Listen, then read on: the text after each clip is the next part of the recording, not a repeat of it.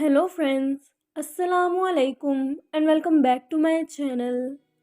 दोस्तों, वैसे तो तारीख़ हमें बहुत से ऐसे हुक्मरानों और जंगजुओं के बारे में बताती है जिनके जुल्म की दास्तानें सुनकर इंसान कांप उठे।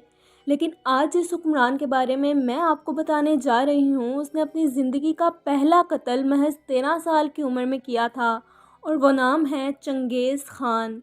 चंगेज़ ख़ान को तारीख़ में खौफ, दहशत और बर्बरियत का बाप माना जाता था। चंगेज़ ख़ान एक मंगोली सरदार था जिसने 13 साल की उम्र में तलवार उठाई और 40 साल की उम्र तक पहुंचकर वो बादशाहों का बादशाह बन गया।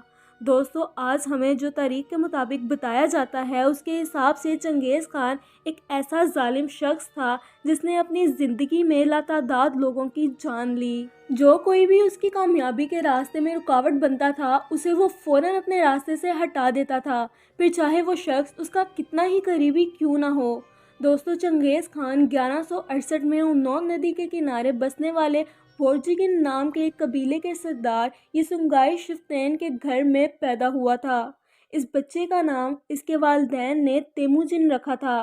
फिर कुछ अरसे के बाद जब तेमुजिन का बाप उसका रिश्ता तय करके कबीले की तरफ वापस लौट रहा था, तभी किसी दूसरे कबीले के सरदार ने उसे जहर दे दिया और रास्ते में ही तेमुजिन के बाप की मौत हो गई, जिसके बाद से तेमुजिन के घर में तो मुसीबतों के पहाड़ टूट पड़े।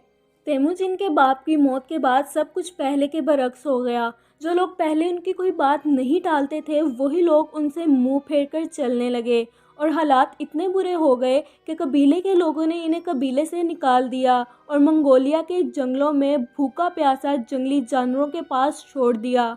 मगर वो किसी तरह शिकार करके अपना गुजर बसर कर लेते थे और अब उस 9 साल के तेमुजिन को समझ आ गई थी कि वो इस दुनिया में अकेला है और इस दुनिया में ज़िंदा रहने के लिए ताकत का होना बहुत ज़रूरी है, क्योंकि ताकत के बिना तो कोई भी किसी को कुछ नहीं कह सकता और उसे कोई भी कुछ नहीं पूछेगा।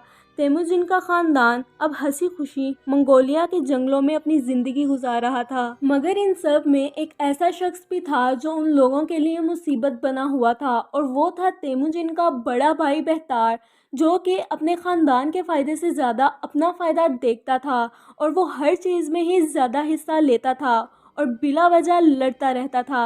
अब तेमुजिन के पास दो ही रास्ते थे कि या तो वो अपने भाई के पास अपने ख़ानदान को छोड़कर चला जाए या फिर वो अपने भाई को मारकर अपने ख़ानदान की मुसीबतों को ख़म कर दे। इसीलिए उसने अपने ख़ानदान की हिफाजत के लिए 13 साल की उम्र में तलवार उठाई और अपने बड़े भाई को ही मार डाला और ऐसे ही तेमुजिन बचपन से ही निडर और बहादुर बन गया। यूं ही वक्त गुजरता गया और फिर आखिरकार 1175 को इसे अपने कबीले का सरदार बना दिया गया, मगर इसके अपने ही कबाइल के आपस में झगड़े शुरू हो गए। इसने तमाम कबाइल और हलकों को अपने ज़ेरे असर लेने की कोशिश की, लेकिन ऐसा करने में वो नाकाम रहा, क्योंकि इस वक्त मंगोलिया पर कई कबाइल की हुकूमत थी। लिहाजा सूरत हाल का जायज़ा लेने के बाद तेमुजिन ने समझदारी का मुजाहरा करते हुए सब कबायली सरदारों को इकट्ठा किया और मिलकर दीगर इलाकों को फतह करने का मंसूबा बनाया, जिसे कबायली सरदारों ने खूब सराहा और फिर चंगेज़ ख़ान को मुतफ़िक़ा तौर पर अपना सरदार तस्लीम कर लिया और दरियाए उनान के करीब मजलिस में इसे चंगेज़ ख़ान का खिताब भी दिया गया। चंगेज़ ख़ान ने अपनी मंसूबाबंदियों और जहानत के बलबूते पर मंगोल सल्तनत को एक मजबूत रियासत के तौर पर मुतारिफ़ करवाया। इसने मंगोल सल्तनत की फ़ौज की तामीर नौ की और दीगर इदारों को भी मजबूत किया। चंगेज़ ख़ान ने चीन को 2 मरतबा फ़तह किया और 1214 और 1218 में 2 चीनी रियासतों पर कब्ज़ा भी कर लिया। दोस्तों, चंगेज़ ख़ान की हिकमत अमली और जंगी मनसूबाबंदी ने चीनियों की कमर तोड़कर रख दी और वो बेबस होकर रह गए। इसी दौरान चंगेज़ ख़ान की फ़ौज भी चीन की सरजमीन से अच्छी तरह वाकिफ़ हो चुकी थी, लिहाजा इसने फिर उन शहरों को फ़तह करने का मंसूबा बनाया जिनके गिर्द किले और फसीलें बनी हुई थीं। इसने जंगी हरबे के तौर पर इस डर और खौफ को इस्तेमाल किया जो कि इस इलाके में पहले ही फैल चुका था। दोस्तों, चंगेज़ ख़ान की ज़िंदगी का अहम वाक़या 1219 में पेश आया, जब इसके चंद सफ़ीर जो कि मुख्तलिफ ममालिक में भेजे गए थे कत्ल हो गए।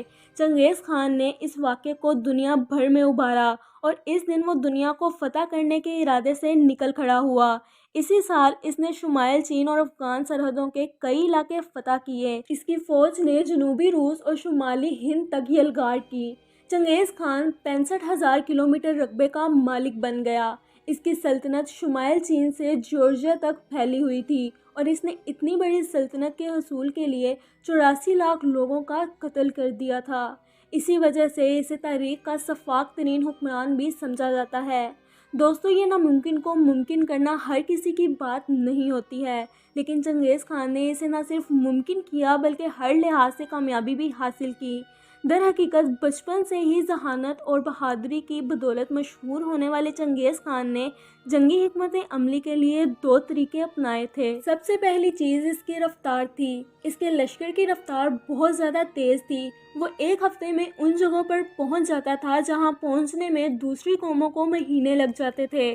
اس مقصد کے لیے اس نے پیدل دستے ختم کر کے اپنا سارا لشکر گھوڑوں پر منتقل کر دیا تھا۔ اس کے ہر سپاہی کے پاس 3 گھوڑے موجود ہوتے تھے۔ دوران سفر جب کسی سپاہی کا گھوڑا تھک جاتا تو وہ اسے ذبح کر دیتا تھا، اس کا خون باقی گھوڑوں کو پلا دیتا تھا اور اس کا گوشت کاٹ کر اپنے پاس رکھ لیتا تھا اور یوں وہ دوسرے گھوڑے پر سوار ہو جاتا تھا۔ لہٰذا چنگیز خان کا لشکر بغیر رکے آگے بڑھتا چلا جاتا تھا۔ دوستو، دوسری چیز اس کی ٹیکنیک تھی، کیونکہ منگولی فوج کے لوگ یا تتاری لوگ تاریخ کی وہ پہلی قومیں تھیں جو گھوڑوں پر بیٹھ کر تیر چلانا جانتی تھی۔ اس سے پہلے دنیا اس ٹیکنیک سے واقف نہیں تھی اور اس سے پہلے جسمانی قوت کو جنگوں میں رفتار اور ٹیکنیک سے زیادہ اہمیت دی جاتی تھی۔ چنگیز خان کا لشکر بہت ہی ظالم اور سفاک تھا۔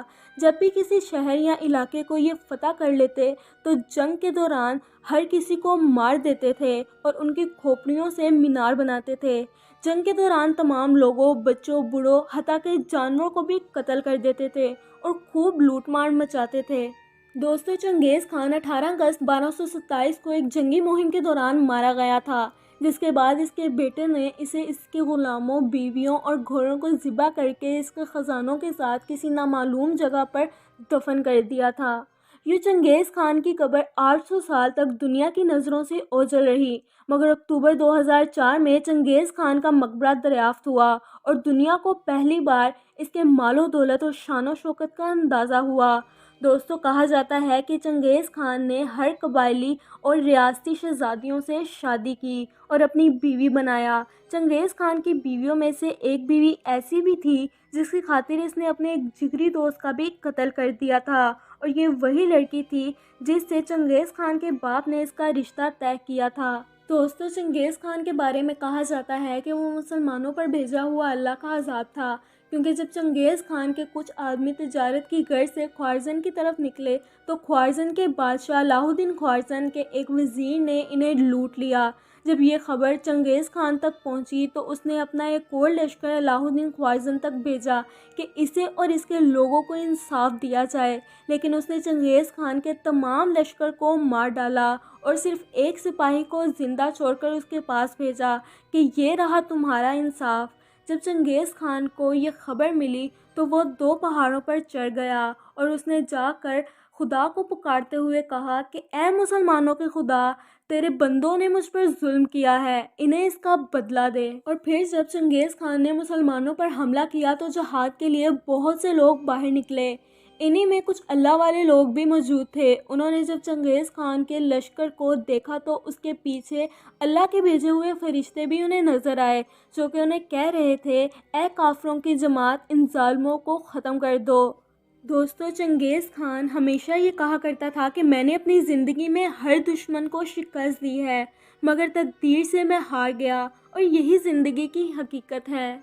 تو دوستو، یہ تھی میری آج کی ویڈیو۔ اگر آپ کو میری آج کی ویڈیو پسند آئی ہو تو میری ویڈیو کو لائک کریں، میرے چینل کو سبسکرائب کریں۔ ملتے ہیں آپ سے اگلی ویڈیو میں، تب تک کے لیے اللہ حافظ۔